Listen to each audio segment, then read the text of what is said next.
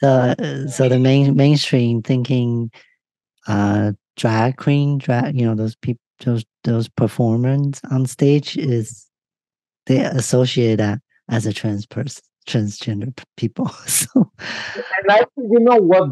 That disappoints me because it's not the same thing. A lot of people yeah, need to bring awareness on this. Drag and transgender is not the same thing. yeah, You know, drag is just overnight. It's temporary. It's it's a not, different kind of and art. but trans is something that you want to make permanent. That you Yeah, actually would describe yourself as only as one thing, and that both. It's totally different. But people still are ignorant to that hmm, concept now. They still think that it's similar. It's not. It's completely right. the opposite. Different.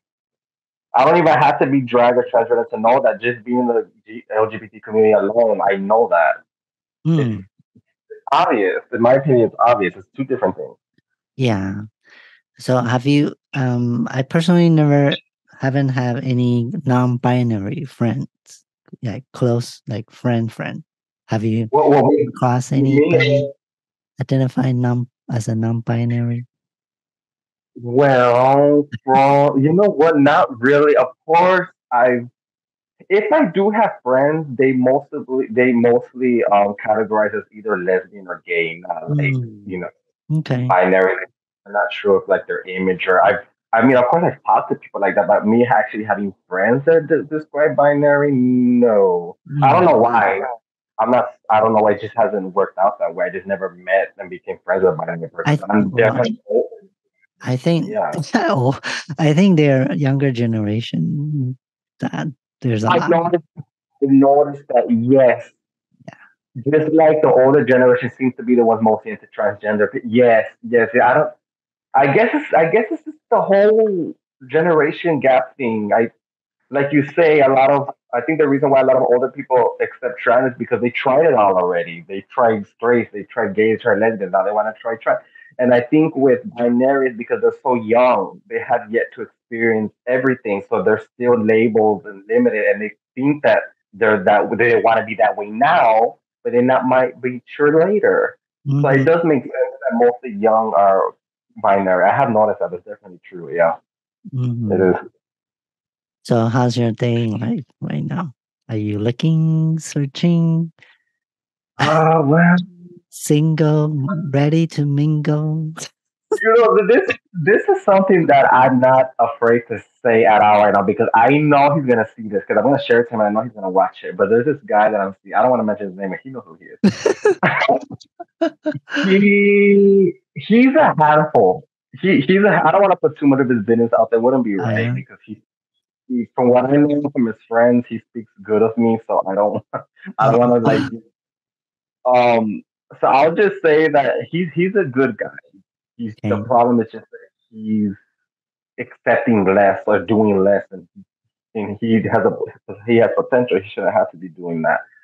So there's been sort of a lot of disagreements about that, and that's why right now we're sort of Oh. butting heads and arguing. But other than that, if it wasn't for that issue, we would be great. Mm. But yeah, that's pretty much what's going on. But I am looking, but right now I just want one.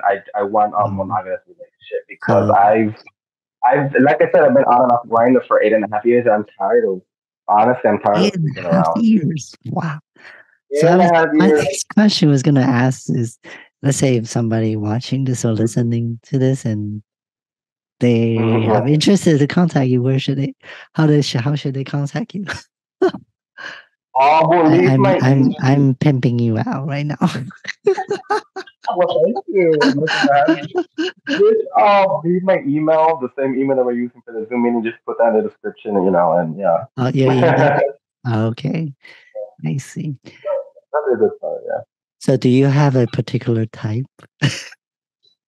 Oh yes, definitely. I'm into white guys and Hispanic guys. Um, Mm, okay. and Age? yeah, How about age? age, sort of middle aged. I don't like them young because I feel like in my experience they're just immature Uh huh. and I don't have time for that. And then people my age, I feel like it's competition. So, Competition. and the reason why I say that is because you grow up in the same place, like the same generations. So we have to be older, slightly older, 40s, maybe even 50s. I might even date a 60-year-old if he still looks good. Like he still has like hair and everything, like in shape, Mm, like muscle. Then I will. But if it's just yeah. Other than that, no. I'll probably say maybe 50ish. Is probably like my highest that I would date. mm. Yeah. So let's say, like for most trans girl who dates men, straight men, we tend to like to be treated as all kinds of, all the girls. So we like romantic dinner, gentleman, act and stuff. So what about you guys? Like, do you guys, when you guys go out on a date, do you express yourself on You the mean like you mean like differently like towards guy towards a transgender? restaurants or What do we public do? places? Oh, well, you know what? Honestly, Shelby, especially since I online date, it seems like our men's want to just have That's what they want. They don't care about Um, going out and snuggling and all that. They don't. And if you do, they think you're weird for it, and they don't want to like hook up with you anymore. yeah. So that's why I said it's a very dangerous, toxic lifestyle because you ended up getting addicted to that by force because that's all you can find, and then it becomes a trap. And that's pretty much what happened to me. I used to be this innocent little. When we were filming LGBT love stories, I was still a virgin. Okay, and No then I lost way. my virginity. Are you Yes, serious? I was. So the line in the in the film is for true? That was my Oh borderline my god, I didn't know that. because I know right because I lost it the next year, so that was like my last year Wow. being a virgin. But because that movie Yeah, did I help me remember break out of you my still a virgin. I'm not shell. surprised. That's the line. Oh, I think I did mention that to you during that. So you probably forgot, but no. What happened was that's why I have so much passion for LGBT love stories because that movie got me out of my shell. Oh, That Yeah, it got me out of cool. my shell, and that's why I started dating in the first place. I mean, of course, I was attracted to men by that, of course, and I was openly gay and all that, but I just wasn't really. I was still shy, Hmm. and that in return made me limited in wanting to do anything, have any And lifestyle, yeah. in the game. But that movie brought me out of my shell, Mm. and I started dating, and fast forward 8.5 years later, actually, I won't say fast forward. There is one important thing that led me to this point. A friend, and the reason why I quote is because that's not a real friend. Because if you're a real friend, you won't recommend Grindr to someone. I'm, Correct. I'm, I'm here to tell everyone now. If you haven't tried Grindr yet, do not.